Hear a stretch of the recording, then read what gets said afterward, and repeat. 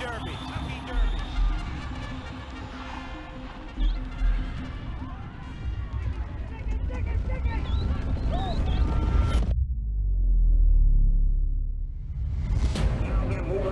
Turn. The leader, War Admiral, 2.5 for 3. Desperate Trade is in the center of the racetrack.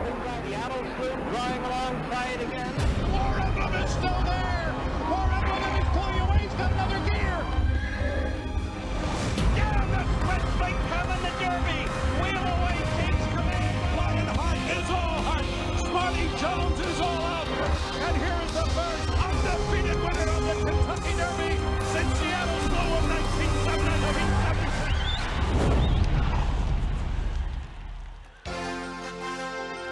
The heavy lifting is done. Fields for the Kentucky Oaks and the Kentucky Derby have been drawn. All that's left is the finishing touches. Time for the Kentucky Derby Morning Workout Show, presented by TwinSpires.com and with the Twin Spires of Churchill Downs in Louisville, Kentucky. Track is fast, temperature a very comfortable 70 degrees. Let's take a look at the headlines. The undefeated champ, Essential Quality, to post position 14 for the 147th running of the Kentucky Derby. He was installed as a 2-1 morning line favorite by Mike Battaglia. On paper, Florida Derby winner Known Agenda may have gotten the worst of the Kentucky Derby draw. Post position number 1 pill was drawn with his name. He was installed as a 6-1 third choice behind Essential Quality and Rock Your World, who is 5-1. Brooklyn Strong from Parks, Hidden Stash, and Like the King from Keeneland arrived at Churchill Downs on Tuesday. All three are expected to be big long shots the first Saturday in May. Joe Christopher, Scott Shapiro. Scott, 7 months of watching these races, the prep races, the handicapping, looking at the speed figures. We got the draw last night. Time to put the finishing touches on our picks. Yeah, definitely. Two great cards, Friday and Saturday, obviously headlined by the Kentucky Oaks and Kentucky Derby. Great day out here. Hopefully we're going to get two good ones on Friday and Saturday. Rosie Napravnik has been doing some great work with us here on the Workout Show and the content for TwinSpires.com as well. Rosie, a different kind of Derby experience for you this year. Yeah, absolutely. I've had a blast being out here on the backside and watching all of the horses train. It's a totally different perspective for me coming in with no bias. I'm used to, having one horse who I'm focusing on the way it's training and trying to figure out how I'm going to make it the best horse in the Derby or the Oaks. So completely unbiased and trying to separate the cream of the crop is really difficult. It's a new thing for me to try to come in and pick out the best. And like I said, they're all looking fantastic. These are the best horses in the world right now. A little bit later on, we're going to get Rosie's top 5 morning workouts that she's seen in the last week or 10 days. Looking very forward to that. We also want to get some questions and opinions from all of you out there in social media land. Some of them might have to do with our final picks. We'll have to wait and find out, Scott, but it's always good to involve the fans. Love the interactive nature of this show. Love hearing from the fans, whether it's about handicapping questions for us or what Rosie thinks in terms of works. Fire away. Lots of anticipation in the Aristides Lounge yesterday for the Kentucky Derby draw. 20 horses. Let's take a look at the post positions and the morning line odds. 1.25 miles, 12th race on Saturday, presented by Woodford Reserve. Known Agenda with the rail, Scott. Hot Rod Charlie, good post from post 9. Yeah, the big story there, Known Agenda getting the rail, not ideal at all. We'll see if he can work out a voyage from the inside. Take a look at the second page here, and you're going to see highly motivated. Nobody's won from 17, but he's obviously got a pretty good chance based on his performance in the Bluegrass. Rock Your World should show speed. He draws post position number 15, and Essential Quality's got the favorite. Post position number 14, pretty good for him. Yeah, shouldn't be an issue. Same with Highly Motivated. I thought he was one of the big winners of the draw, drawing outside most of the other speed. Let's find out what the trainers had to think about their post position, starting with Todd Pletcher. He drew the 1 with his Florida Derby winner. Well, it certainly wasn't the one we were hoping for, but, I've often said sometimes you get bad trips from good posts and good trips from bad posts. So I think hopefully with the new starting gate, that'll make a little bit of a difference, but, no question about it, it's not what we wanted. That's what I was kind of hoping for, was for Sainthood and Bourbonic to draw inside and Dynamic 1 and Known Agenda to draw, in the middle towards the outside. So, I thought we did okay with 2 of them and 2 of them not, but, nothing we can do about it. We'll focus on the things we can control. You know, hopefully you get away cleanly and just establish some position. And you know, the one good thing about it in the Florida Derby, he was inside a good portion of the trip, and he was focused and running on through it with a little kickback. So I think that last race was a big step in the right direction and showed us he can handle some adversity. Yeah, we got a great group of guys, and they were going to be excited no matter what number we got. But you know, these horses are they reflect our energy, and I'll tell you, win, lose, or draw, we're bringing great energy to Charlie, and he's giving it back to us. I think it's a great post to, you know, you're right in the middle of the pack, and you know, we got so much confidence in Flavien Prat. He's such a great rider. Flavien's been working hot rods, so I think the 9 is a great spot for us. I thought it was an ideal draw for Midnight Bourbon. I think the key to him having success is for him to be away cleanly, get into a high rhythm. I think Mike suits him beautifully.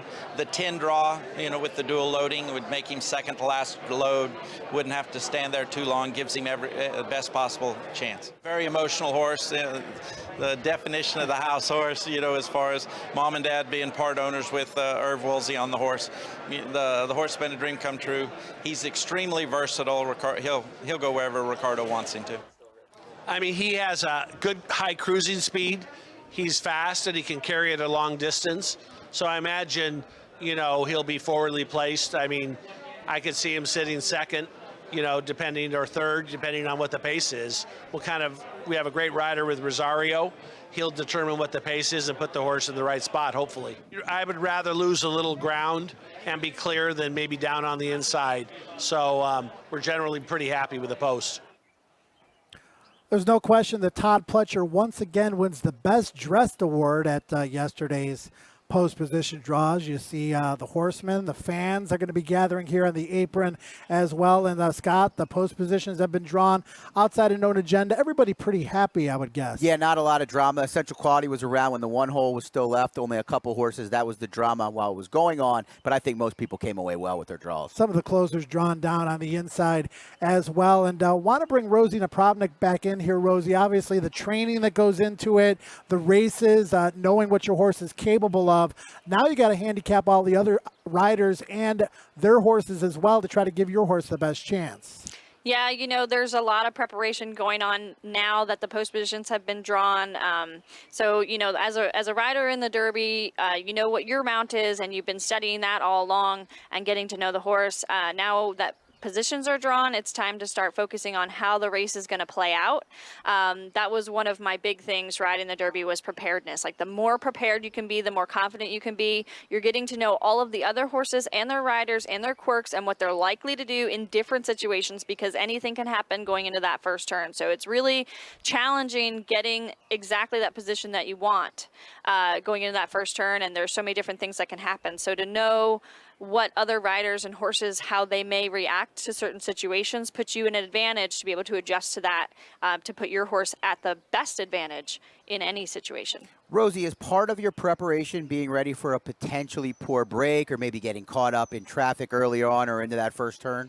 You know what? As a rider, I don't think that's something that we really focus on. Like, you're not saying, okay, what am I going to do if I break poorly? Okay, right? We're planning on breaking well. What you have to focus on is getting out of the gate really well and where you want to be. Knowing all of those other factors of where the other horses and riders are likely to be is what puts you at an advantage to react to anything that goes not according to plan, so that you can adjust in the best way possible. Essential Quality drawing post position number 14. Installed as a 2-1 morning line favorite. I know McInvale is going to probably affect the odds a little bit, but I was surprised with 2-1. I was thinking 3-1, maybe 5-2 at the shortest. It'll be interesting to see what the public does, especially if that early money comes in from Mattress Mac. His most recent work came here at Churchill Downs in company for trainer Brad Cox, starting the first 2 horses in the Kentucky Derby in his career, 2-time Kentucky Oaks winning trainer. And Rosie, there was some opinions out there that basically said this wasn't the greatest work, particularly for the Kentucky Derby favorite. What were your thoughts? Well, the thing is, there's nothing really wrong with this work. The horse works well. He looks well. You can see his rider's not really asking him here. Brad said this is exactly what he wanted, but what you were expecting to see was the horse gallop out in front, and that is what we don't see here. He kind of just stays head and head, and then ends up, you know, the workmate gallops out in front of him, as you can see coming around the second part of this turn. But I mean, all in all, It was a minute and 2. It was a good work. I mean, surely they're not trying to do too much. You know, you've got to just, there's a lot of fresh horses in this race. So to see that gallop out makes a slight question, but this horse's credentials really makes it hard to play against him. Again, that workmate, Spa City, who's a legitimate to older horse and a really good workhorse as well. Let's take a look at Rock Your World in a recent gallop here at Churchill Downs just yesterday, in fact, Rosie. And that high knee action, to me, when I see him train, he flopped leads a couple of times in the Santa Anita Derby, but man, there's no denying how fast he ran that day, and he's undefeated. He ran fast, and he's so versatile. He sprinted on the turf, he routed on the turf, and then he comes into the Santa Anita Derby and goes wire to wire. And this horse, to me, I mean, like, he might have a little bit of knee action, but he looks like a dirt horse. When you watch his work, he looks like a dirt horse. He gets over it really easily. I love this horse. From Rock Your World to the other California invader, we're talking about Hot Rod Charlie, Medina Spirit, also from SoCal. Here's Hot Rod Charlie on the racetrack, and he impressed you leading up to this arrival here at Churchill Downs. He's impressed me in his races, particularly the Louisiana Derby when he went gate to wire. Yeah, I love this horse. You can tell right here they're really, you know, not asking much from him, just, you know, coming in to Churchill after his final breeze. But this horse is impressive to me. His work at Santa Anita was impressive. He did plenty of work there, so I would expect they're going to train him just really lightly up to the race this week. But there's not much not to like about Hot Rod Charlie.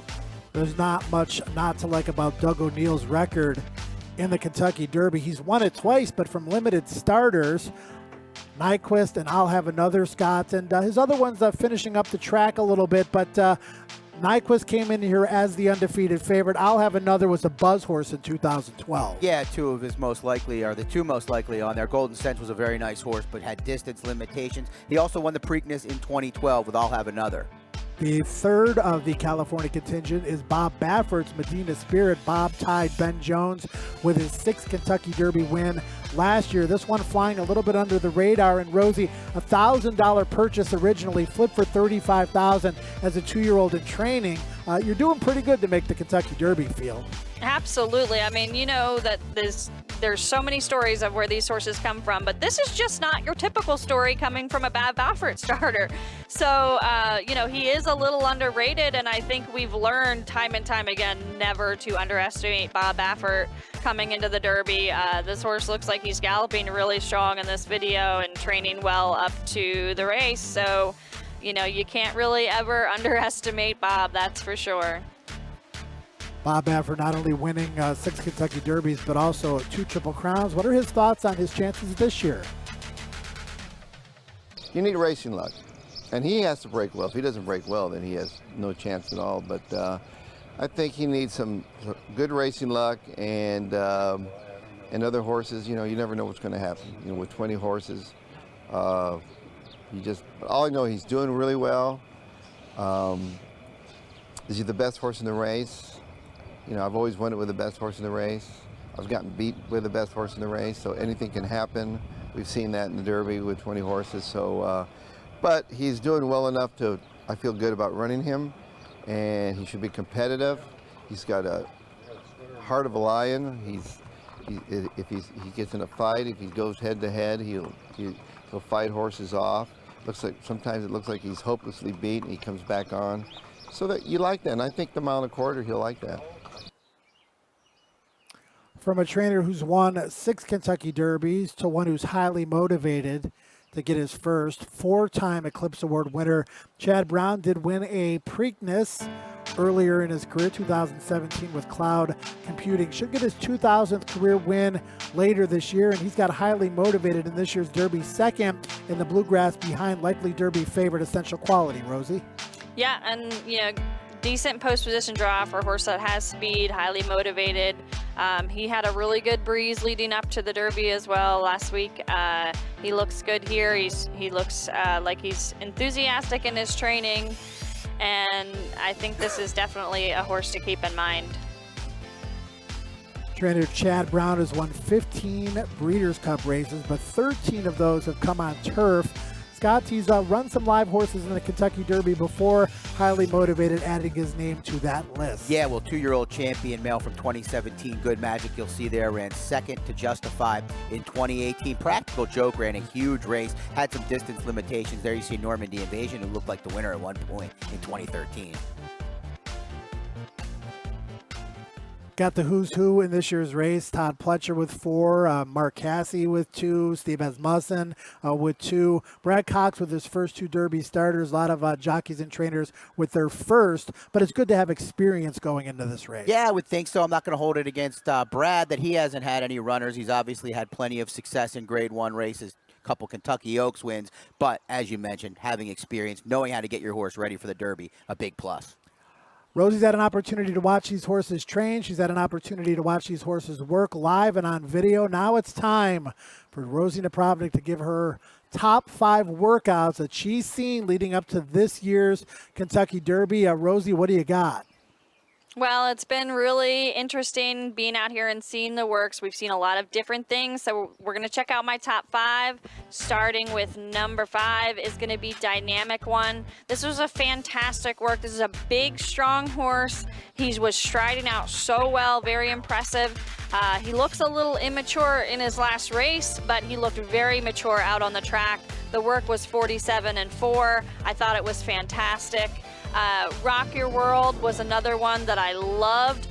This is the horse that had been running on turf, but I think he looks like an absolute dirt horse, and, you know, also is bred that way, so I don't think you should have, you know, any question about this horse. He's got some speed, got some versatility to him. The work was 59-1. Loved it. I thought he looked fantastic. Hot Rod Charlie, super impressive, breezing before the races, right before the first race at Santa Anita on the 24th.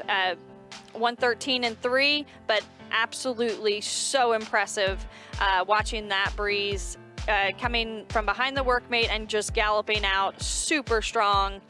Midnight Bourbon was very impressive, just breezing on Monday, probably one of the latest works. And they have the time at 1:02. I saw him go from the half-mile pole, but, you know, maybe there was clock to the workout.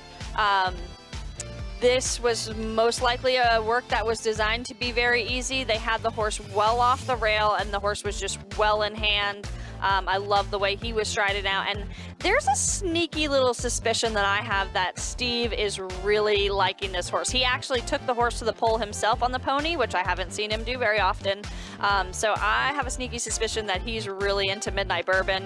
And then Mandaloon was one of the first breezes that I saw, and it was picture perfect. It was what you want to see. This horse is striding out. He was set well behind his workmate. I'm not sure how much that was by design, if he was supposed to be that far back. Sometimes you can get a little miscommunication going to the pole, but or, you know, it's possible that they wanted him to have a big target to run out, to run at. The work was a minute flat, and you can see he catches his workmate here, and then he's going to gallop out in front and just striding out beautifully. The horse looks fantastic. Big, strong horse. Rider's not really asking him for much. He's doing this all on his own. So this was my favorite work that I saw leading up to the Derby, and I am really excited to start handicapping the race and making picks. Outside of Colonel Bowman, who's a pretty talented racehorse in his own mind, but Mandaloon over matching him there in the most recent work, which is Rosie's number 1. From Rosie's top 5 to Brandon Stauble's top 5, we're still awaiting the arrival of Baby Stauble, and Brandon, great work ethic, giving us his top 5 workers. And let's start from number 5, Scott. Dynamic One. Know you're happy to see that name on the list. Great to see Dynamic One. I'll talk about it a little later, but Rosie and Brandon both high on this Todd Pletcher runner. I'm high on him as well. Brandon also has, in matching Rosie, Rock Your World and Hot Rod Charlie on his list. Obeso, Scott, another one that Brandon likes. I was very impressed by that workout as well. We'll see how it translates to 1.25 miles. Yeah, he'll need to work out a trip, need some pace to run at, but I like the way he finished in that Twin Spires Louisiana Derby. While Rosie had my top 2 horses for the Derby picks-wise in her top 5, and Brandon has my third choice in this guy, King Fury, for trainer Kenny McPeak, the winner of the Lexington in the slop in his first start of the year. And Rosie, I just love the way this horse glides over the dirt. He did work really well. I mean, like I said, when you get to the cream of the crop, it's so hard to separate them. I thought this horse worked really well too. I mean, there's absolutely nothing wrong with this work. And you know, he's working solo into his work, striding out. You can see Brian Hernandez is just dropping his head there, but look at the gallop out. This horse is doing this all on his own. See how straight Brian's legs are? That is an indication that he's not asking the horse to run at all after the wire. He's just basically letting him do whatever it is, whatever pace he wants, and you know, the horse clearly picks it up after the wire. Got some social media questions to get to here. We're going to take one from Bobby on Facebook. A lot of good questions coming in. This year, there are so many lightly raced horses in the Derby. What are your thoughts on the lack of experience running a classic distance? And I have my opinion. We'll get Scott's, but I want to take Rosie. Yeah, you know, there are several horses. There's even multiple that have only run 3 times. That's really, you know, we just don't see that a lot in the Derby. So it's definitely a factor to be taken into consideration when you're handicapping, and just, you know, watching the races and seeing how they handle things, I think, is key. Sainthood is one that I really like, who's lightly raced, but super push button versatile, was bumped in his race in the Jeff Ruby, came back. Dynamic One is another one who was a little green in his race, pricked his ears and got beat at the wire. But it, you know, it's just going to be a factor of who is going to be the most rideable in the race. For me, Scott, I want a horse that's battle hardened. I want a horse that's shown some heart. I want a horse with experience. I want a horse that's versatile. Lightly raced horse is not for me. Yeah, I agree. It takes a horse like Justify and that kind of talent for me to be on a horse, even giving them consideration with the lack of experience. Plus, having early speed is a definite plus if you don't have experience. All right, it is time to take our first break here on the Kentucky Derby Morning Work Show. And when we return, class is in session. We'll be right back. The 147th Kentucky Derby is almost here, and Twin Spires players can take advantage of our Kentucky Derby money-back offer all week long. Place a win bet on any Churchill Downs race during Derby week, including Saturday's Run for the Roses, and if your horse finishes second or third, you'll get your money back. Plus, if you are looking for help to find a winner or two, check out our expert picks available on the app for every race. Twin Spires, bet dedicated.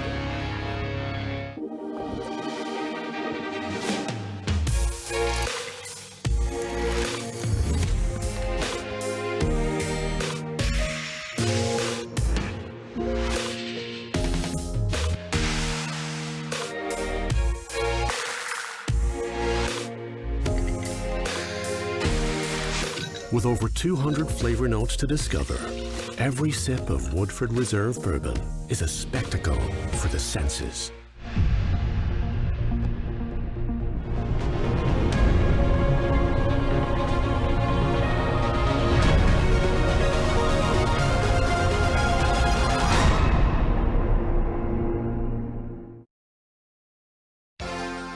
We are back on the Kentucky Derby Morning Work Show again. The finishing touches are being put on the Oaks and Derby horses. The 7:30 training time will have a lot of jogs, a lot of gallops, a lot of horses stretching their legs, and a lot of trainers that can't wait until Friday and Saturday. And speaking of the Kentucky Oaks, we drew the field for this one on Monday.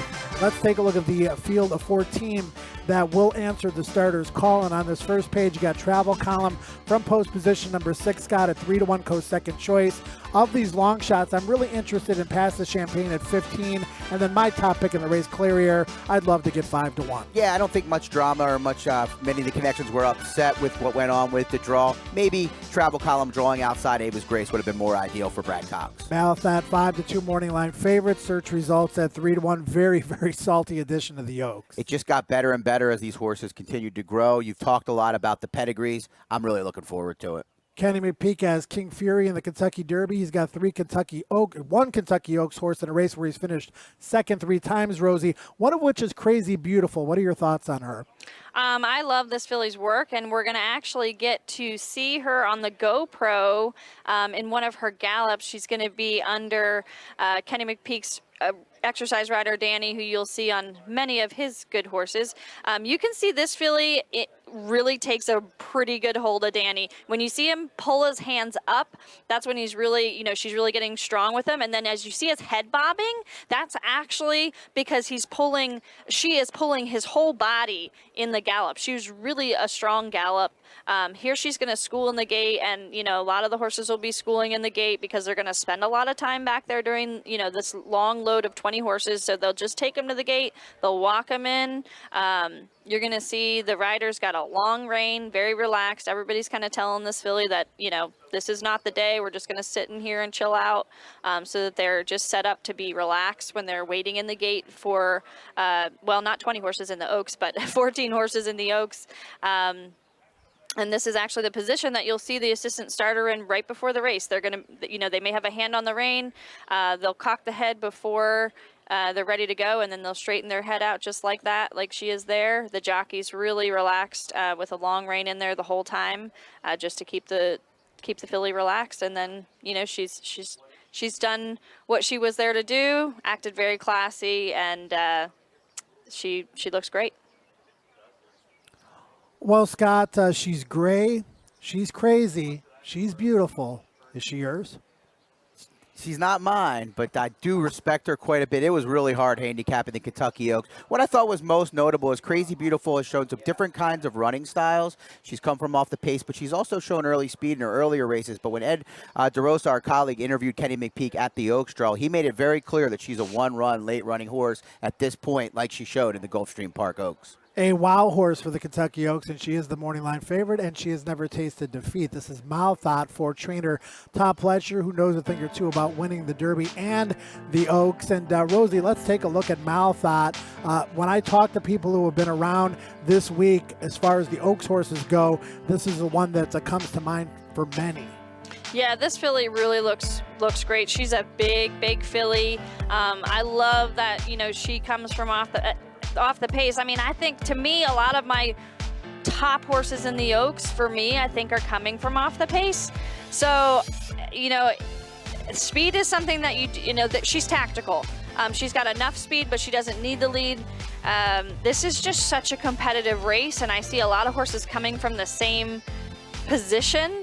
So you know, it'll be another, you know, studying the post positions and seeing where they're, you know, how the race is going to set up. But this is definitely a filly who was impressive in her last start and is looking really fantastic on the track. But at the same time, Rosie, if you have a closer and you don't think the pace is going to be fast, you know, you really don't want to take them out of their game either, so it's kind of a fine line. It is a fine line, and that's a really challenging thing to do, because you don't want to take them out of their, you know, their comfort zone. Their best attribute is, you know, their running style. And so when you have a race that's void of speed, it's a very delicate situation where you don't want to ask more than what the horse really, you know, you don't want to use more horse than what the horse wants to put out in the first part of the race. But Mott in the Ashland was in hand the whole way, in the middle of the pack, and just, you know, powered down the lane.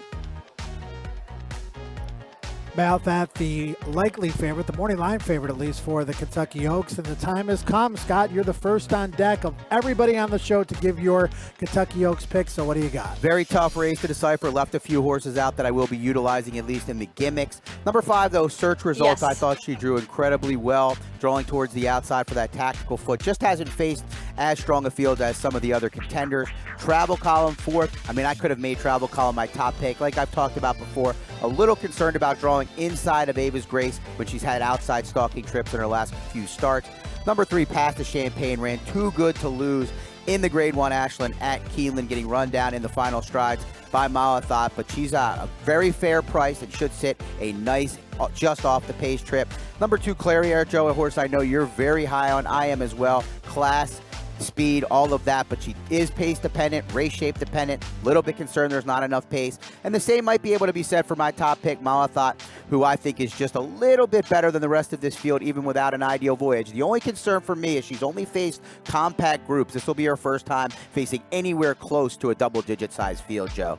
Yeah, don't want to give my picks away, but I got the same 5, just in a little different order, so we see it the same way. I like Past the Champagne as a potential long shot as well. One quick social media question, Scott. Kelly on Facebook wants to know, can you explain why they use blinkers on a lot of horses in this race?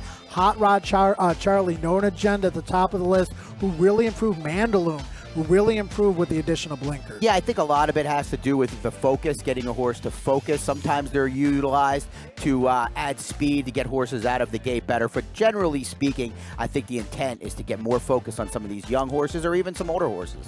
Very nice day here at Churchill Downs. As you can see, jacketless fans in the crowd wearing their masks. Some of them have binoculars. Time for us to take a break. When we return, the Oaks and Derby horses with their training time. We'll be right back. The 147th Kentucky Derby is almost here, and Twin Spires players can take advantage of our Kentucky Derby money-back offer all week long. Place a win bet on any Churchill Downs race during Derby week, including Saturday's Run for the Roses, and if your horse finishes second or third, you'll get your money back. Plus, if you are looking for help to find a winner or two, check out our expert picks available on the app for every race. Twin Spires, bet dedicated. One moment, you're up in the sky, and the next, you're in a free fall, 10,000 feet above the ocean. You have 30 seconds between you and the water's surface. And it's these 30 seconds that define who you are. Because how we face the fall is what separates the pioneer spirit from the rest. This is your legacy.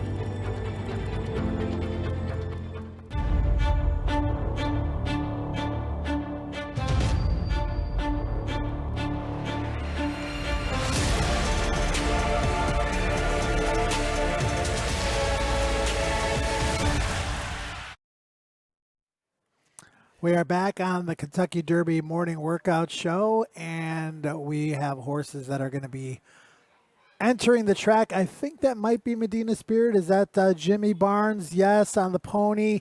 You see Bob Baffert there as well, holding court like Bob likes to do. And there's Jill with him as well, telling Bob what to do. It looks like Bob's going to take a picture with Medina Spirit with Jimmy and the pony as well, and just a great moment. You know, Scott, this is what Derby Week is all about. You know, these trainers come here, they hold court with the reporters, with the fans. It gives everybody an opportunity to see everybody in one place, the stars of the game, the horses, and the people. It's been a great several years getting here to Kentucky. I'd never been to the Kentucky Derby before, and if you've never had a chance to come out in the mornings for all of the reasons you just mentioned, I highly recommend doing so. There's Medina Spirit, Rosie, again. No matter what this horse does the rest of his career, he's already a huge overachiever, purchased originally for $1,000, flipped for $35,000. Whoever sold him, that had to be tough. Whoever sold them again after buying them for $1,000, they made some money. But man, for $35,000, great buy. And this horse is solid. You heard Bob talk about him. Has a big heart, but where does he stack up with the rest of the good horses in this race?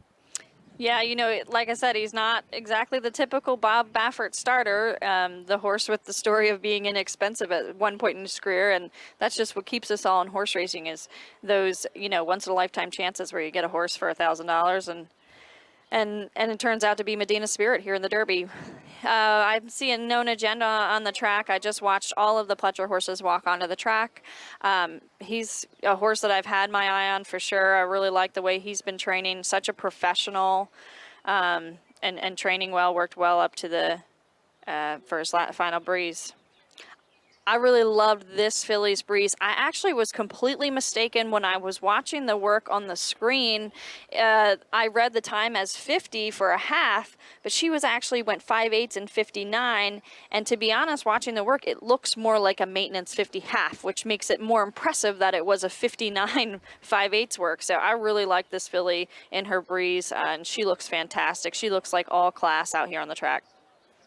Milfoy, a very, very well bred by Curland, deeper in the family, Honest Lady, Empire Maker, Chester House, DeCarchi, and she's in the right hand, Scott, with the Hall of Famer Bill Mott. Yeah, she didn't run all that well in the Devona Dale to start the year at the one-turn mile. Had some trouble in there, but I don't think she was going to get to the wire first in that race. But she bounced back nicely in the Gulfstream Park Oaks. Looked like a winner, but Crazy Beautiful ran her down in the lane.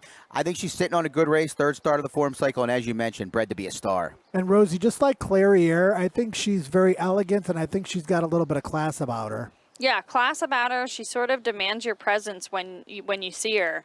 You can see she's just relaxed. She's just out there doing her job. She's moving really well. You can kind of see there's a little bit of swing in her gait, which is what you want to see. The horses, moving loose and and really moving fluidly.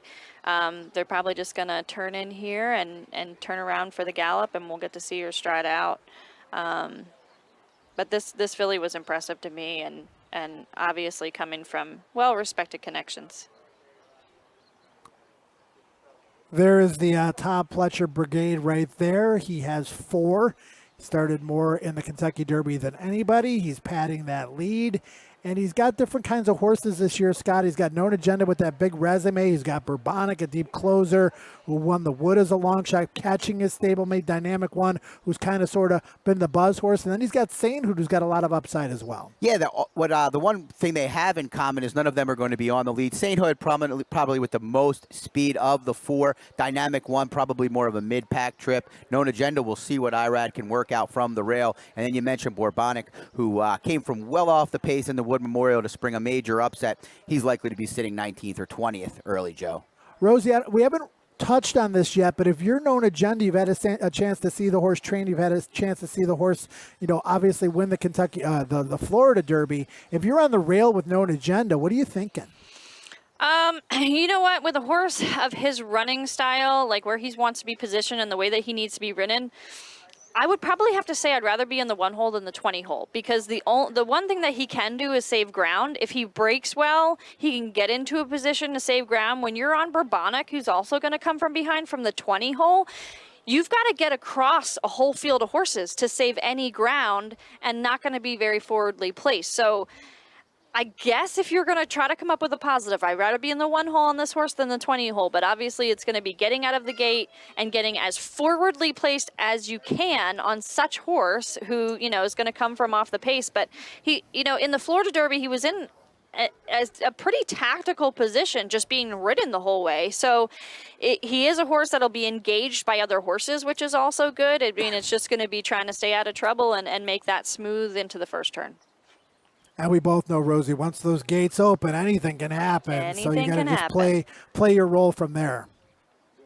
We see Hidden Stash on the track now. First appearance here at Churchill Downs after arriving yesterday for trainer Vicky Oliver, who will be starting her first horse in the Kentucky Derby. And last time out, well beaten in the final prep. Ran pretty well at Tampa behind Helium earlier in the prep season.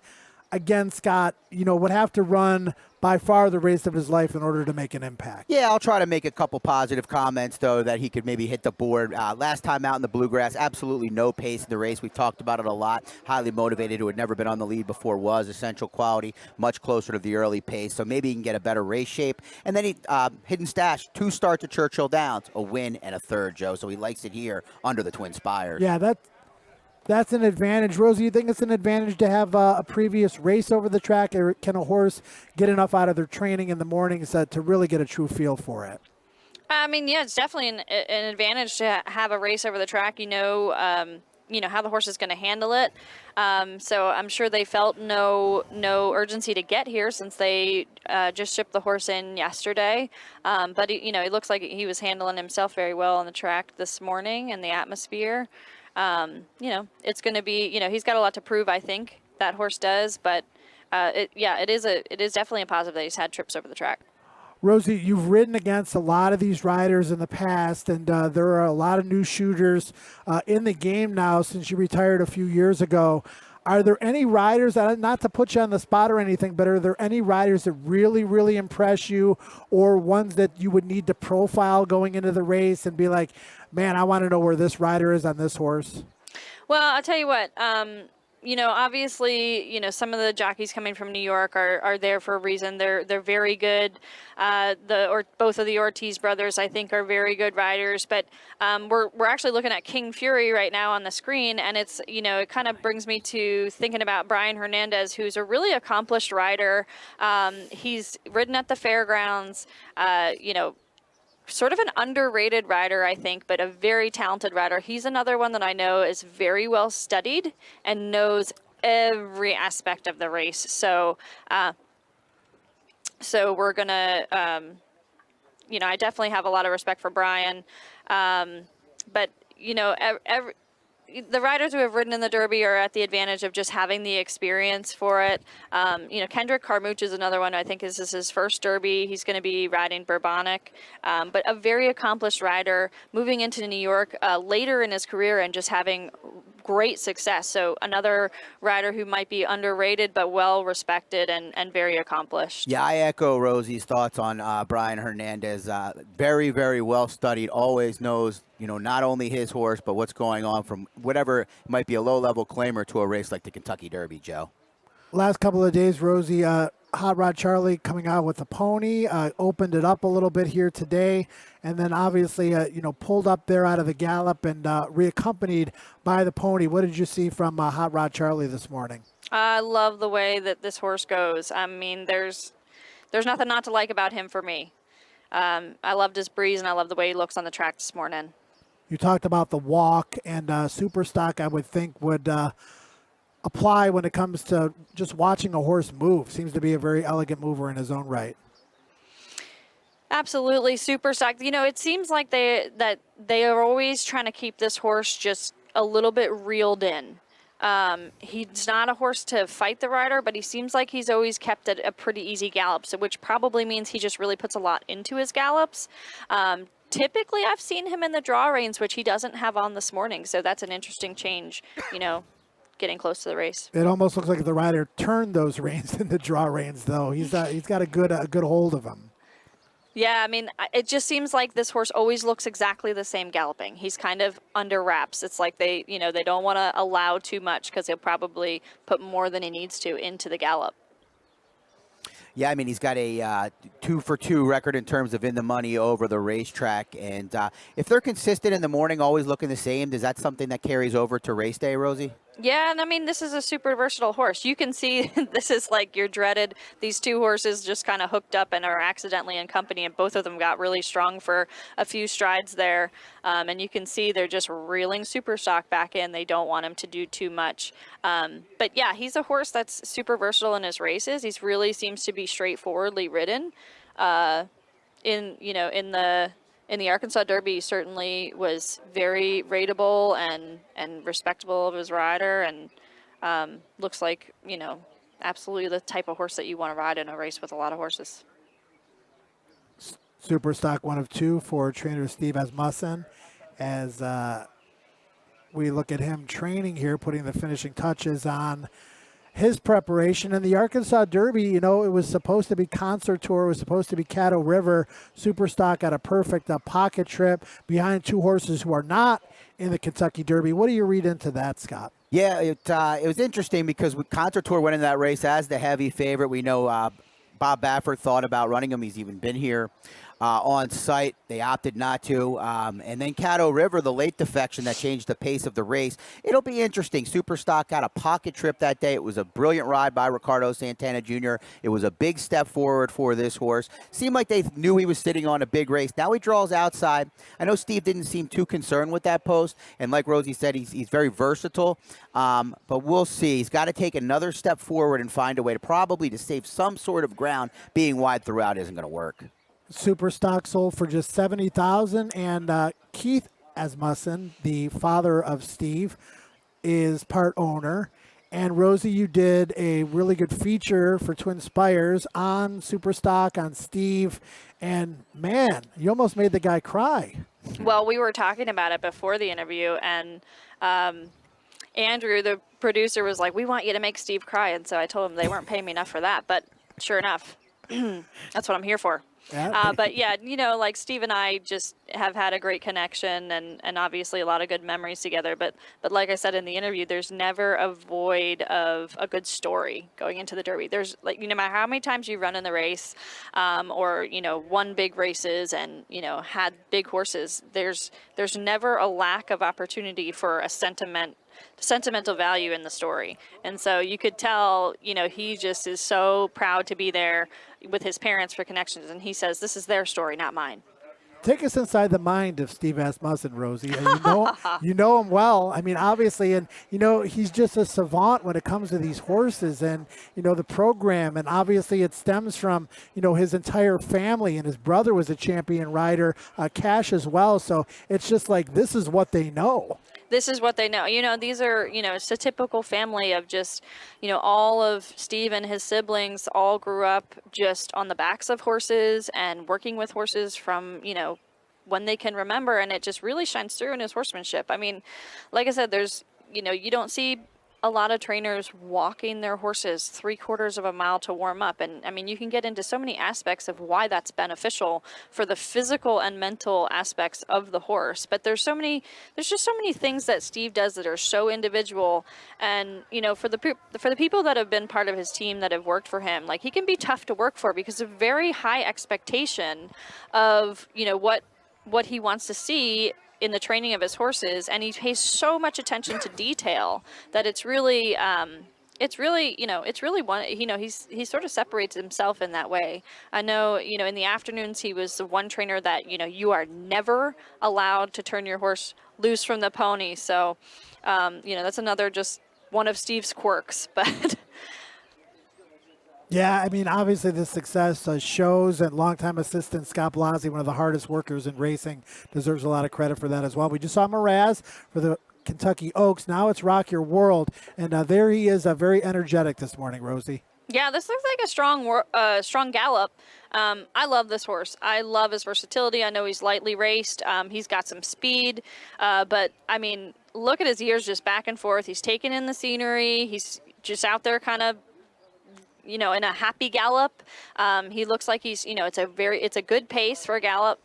And it looks like he's getting ready to pull him up, maybe, I think. And this is the end of his gallop, but like striding out, checking it out, but not worried about it as far as his ears being pricked, looking at the grandstand, looking at everything that's going on around him. But I really, really like this horse. I really liked his work at Santa Anita. He's definitely a contender for me, although lightly raced. Rosie, he switched leads a couple of times in the stretch in the Santa Anita Derby. There's Hidden Stash moments ago. What do you read into that? Obviously, he's lightly raced. He's only run 3 times. He's never lost, but flopping from his left to his right looked a little bit green to me, although he was drawing away at the same time, which maybe makes it even that much more impressive. Yeah, I agree with everything you said. It is definitely, an inexperienced thing, something that, can be from greenness, but at the same time, when you're drawing away, it makes it a little bit more impressive. So, it's definitely a risk taking, looking at that horse as inexperienced as he is. But, there's just so many horses in here that kind of have a lot to prove still, yet kind of give you a lot of positive thoughts about how they might run. Yeah, I mean, he's going to be the second choice likely at 5-1. So I'm looking at some things that concern me. The inexperience is one of them. Whether he can win without an uncontested lead on the main track Dirt at in a his mile face, and a quarter. never had that. Yeah, and John Sadler didn't seem to be concerned. I think he's happy with that outside draw, but he didn't seem to make it feel like he needed the lead. I don't know. And then how will he handle the ship? I mean, especially with the inexperience. All 3 of his races have been in Southern California, so now he leaves the friendly confines of SoCal. We've got some social media questions coming in, and we're going to go to Rosie and then Scott on this one, because I think there's a couple different answers to this and a couple different variables. We have Harry Potter's dad on YouTube.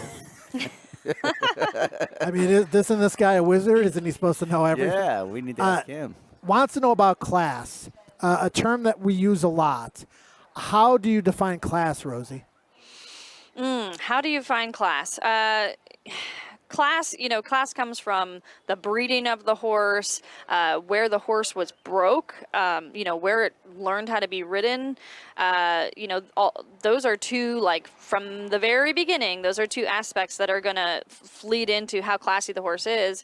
But when you see them out here, like the horses that are the most composed, the horses that are just really into their job, and you can really, tell the difference, like the horses that we talked about that like just really demand your presence. They're really focused on what they're doing, and you know, they're aware of themselves and they're aware of everything else, but they're not shaken by much.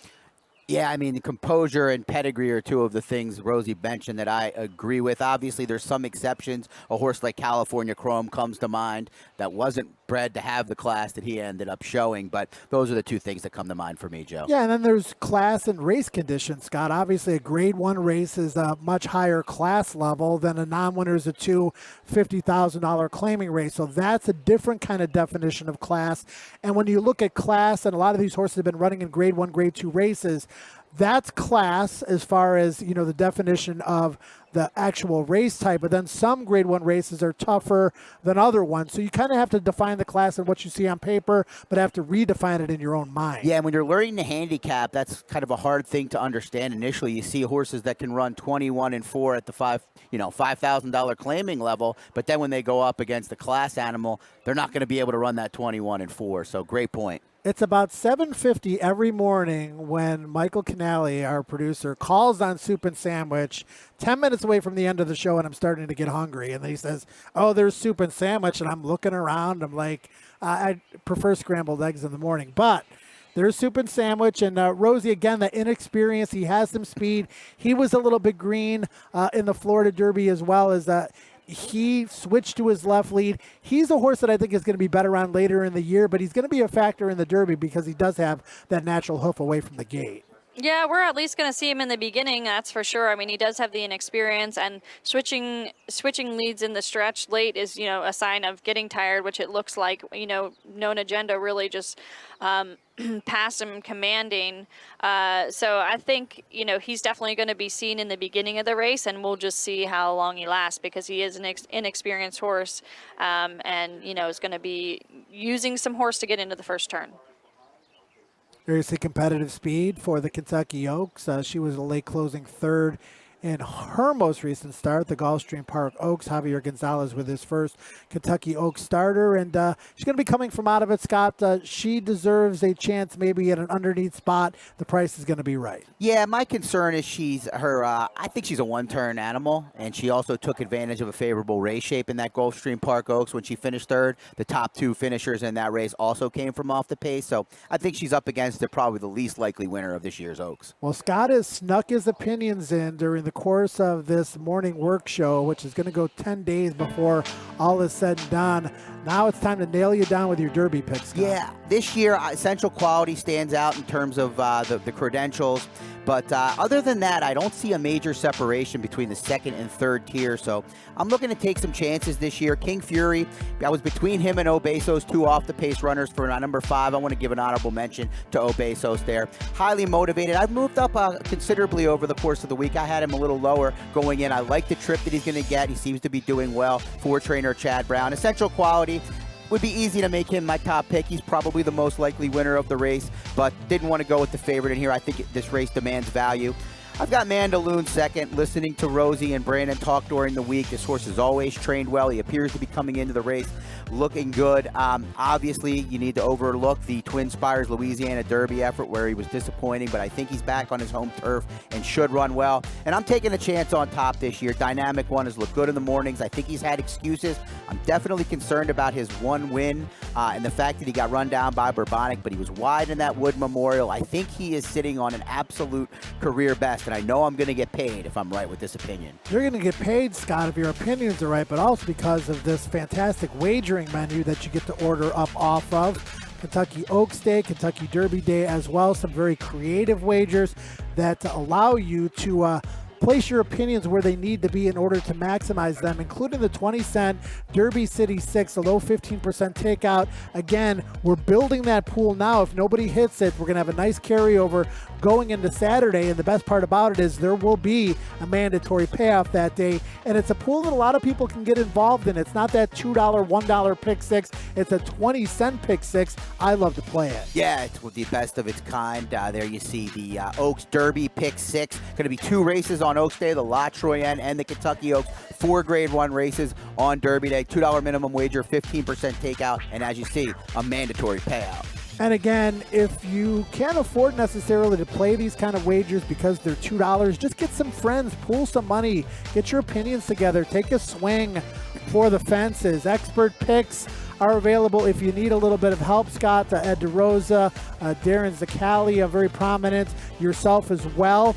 And if you need a little bit of help with selections and you want to find out what the experts like, we make it very easy on twinspires.com and the app to get those opinions. Yeah, they're quick, they're easily accessible, get to the point right away. You can use them for a couple of different reasons. You can use them if you just want to, ride somebody's picks blindly. But what I like to use them for is, hey, I have a strong opinion in race 7 and race 10 of this pick 4 or pick 5 sequence, but not so much in race 8 or 9. Well, let me see what Ed DeRosa says about this race at Churchill Downs, or yourself or myself. Make sure I'm including a 10-to-1 shot that someone that follows the circuit as much or more than I do has to say. Yeah, Brian Nadeau got to do a couple of days a week at Fairgrounds. He absolutely crushed it. So just getting someone's opinion and why, just a little short snippets as to why we like those horses as well, can really go a long way, not only in your handicapping and wagering, but in the learning process too.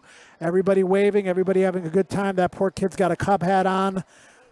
Doesn't look like we're going to have a good season, that kid. I think we're 3 games under 500 right now. As we look around in the crowd looking for some Cincinnati Reds jerseys maybe, but everybody having a great time here, Scott. To be involved in this atmosphere, you're really privileged. Yeah, and we've been relatively lucky. We had some cold days earlier on, but there's been some beautiful days yesterday. This morning is good, maybe getting rain later, but it's been great.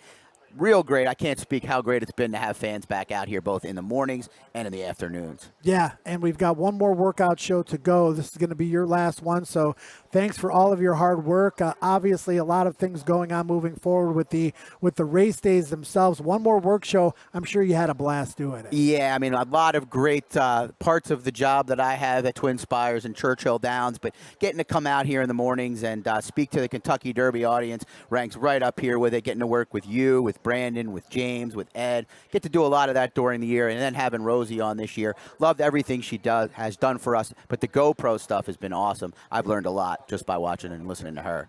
We love our bourbon in Kentucky, whether it's at midnight or whether it's at 4 minutes to 8 in the morning. Don't judge.